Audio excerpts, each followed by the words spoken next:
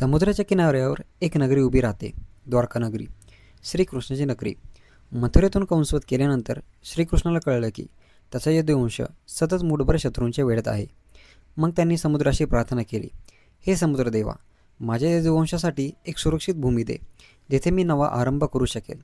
तेव्हा समुद्रदेव म्हणाले, हे माधव, मी माझे काही क्षेत्र मागे घेतो, त्या जागी तू तुझे स्वप्नाचे शहर उभं कर. आणि मग समुद्रदेव मागे सरकले. त्या जागी श्रीकृष्णाने विश्वकर्मा देवाला बोलवले आणि त्यांना सांगितले, माझ्या नगरीला असे बनव की देवांनाही वंदनीय वाटेल. विश्वकर्माने सोनं, माणिक, पाचू, मोती यांनी सजवलेली नगरी उभी केली. हीच ती द्वारकाधीशची नगरी. द्वारका नगरी 7 द्वारांनी वेढलेली होती, म्हणून तिचं नाव द्वारका.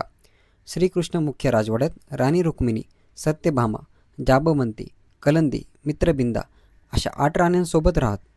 महाभारताचे युद्ध झाले, कुरुक्षेत्रावर रक्त सांडलं आणि धर्माचे संरक्षण झाले. कृष्णाचे कार्य पूर्ण झाले, पण त्यांना माहिती होतं यदुवंशाचा अंत जवळ आलेला आहे. एकदा यदुवंशातील युवराज म्हणजे संभा, कृष्णाचा पुत्र, ऋषींची खिल्ली उडवतो. त्यामुळे ऋषी रागाने शाप देतात, यदुवंशाचा विनाश एक लोखंडी मुसळामुळे होईल. काही वर्षांनी तोच मुसळ किनाऱ्यावर तयार होतो. त्या मुसळाच्या धुळीत शस्त्र बनतं आणि एकमेकांच्या कलहात यदुवंशी एकमेकांनाच मारतात. कृष्ण शांतपणे बघत राहत. त्यांना माहिती होतं यदुवंशाचा अंत आता आलेला आहे. सगळं संपल्यावर कृष्ण एकट्याने जंगलात जातात. तिथे एका शिकाऱ्याचा बाण त्याच्या पायाला लागतो. तो क्षण म्हणजे कृष्णाच्या पृथ्वीवर लीला अवतार संपण्याचा संकेत. त्यांनी डोळे मिटले आणि त्या क्षणी समुद्राच्या लाटा प्रचंड वेगाने वाढू लागल्या. समुद्रदेवाने आपली प्रतिज्ञा पाळली. सोन्याची नगरी, राजवाडे, मंदिरे सगळे पाण्याखाली अदृश्य झाली. काही क्षणातच द्वारका समुद्राखाली बुडली. पण भक्ताच्या हृदयात ती अजूनही जिवंत आहे. प्रत्येक लाट जणू म्हणते, कृष्ण गेला नाही, तो इथेच आहे. आज या द्वारकाधीश मंदिरात लाखो भक्त दर्शन घेतात.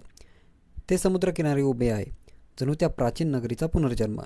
हे मंदिर 7 मजली, सुमारे 84 मीटर उंच आणि जवळपास 2500 वर्षांपूर्वी अधिक जुनं मानलं जातं. दररोज 52 गज उंच झेंडा मंदिरावर फडकवला जातो. हा झेंडा रोज बदलला जातो आणि प्रत्येक ध्वज चढवणारा भक्त आपली मनोकामना व्यक्त करतो.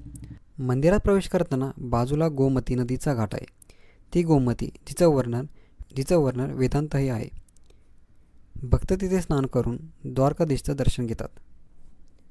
मंदिराच्या गाभाऱ्यात श्रीकृष्ण द्वारकाधीश रूपात आहे.